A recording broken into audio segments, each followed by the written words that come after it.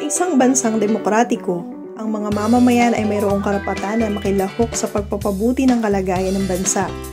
Isang paraan para maisakatuparan ito ay ang pagbuo ng mga samahan na makikipag-ugnayan sa pamahalaan upang iparating ang kalagayan, hinaing at mga pangangailangan ng mga mamamayan.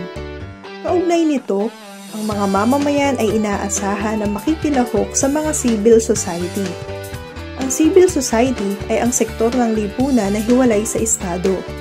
Ito ay binubuo ng mga mamamayang nakikilahok sa mga kilos protesta, lipunang pagkilos, at mga non-governmental organizations at people's organization. Ang kahalagahan at bahaging ginagampanan ng civil society sa pagpapasyang panlipunan, pampolitika at pangkabuhayan ay binibigyan diin sa Article 2, Section 23 at Article 8, Section 15 to 16 ng Saligang Batas ng Pilipinas. Ilan sa mga pinagtutuunan ng pansin nito ay ang issue ng katiwalian o korupsyon, kahirapan at pagkasira ng kapaligiran. Ang kahalagahan ng civil society ay nabigyan diin din sa Local Government Code of 1991 kung saan isa sa naging katangian ng ating pamahalaan ang desentralisasyon. Sa desentralisadong pamamahala, binigyan ng sapat na kapangyarihan ang lokal na pamahalaan na tugunan ang mga pangangailangan at mabilis na tugunan ang suliranin sa nasasakupan nito sa pamamagitan ng pagtatadhana ng mga ordinansa.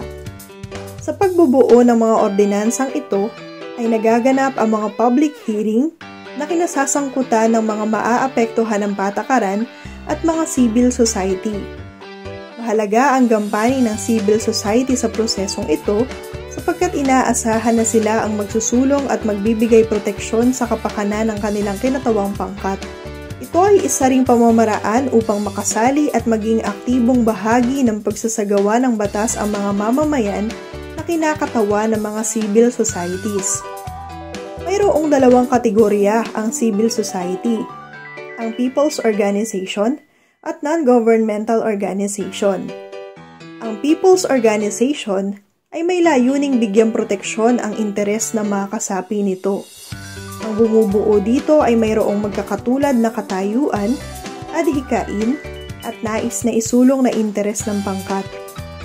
Ilan sa halimbawa nito ay ang Homeowners Association na nagsusulong ng kaayusan sa kanilang tinitirahang lugar at nagsasaayos ng mga hindi pagkakaunawaan ng mga miyembro, at Supreme Student Government na pangkat ng mga mag-aaral sa isang paaralan na nagsusulong ng mga proyekto at programa na humuhubog sa leadership skills ng mga mag-aaral at magsisilbing tinig ng mga mag-aaral sa pagbuo ng mga school improvement plan upang maisulong ang kanilang kabutihan at matugunan ang kanilang mga pangangailangan.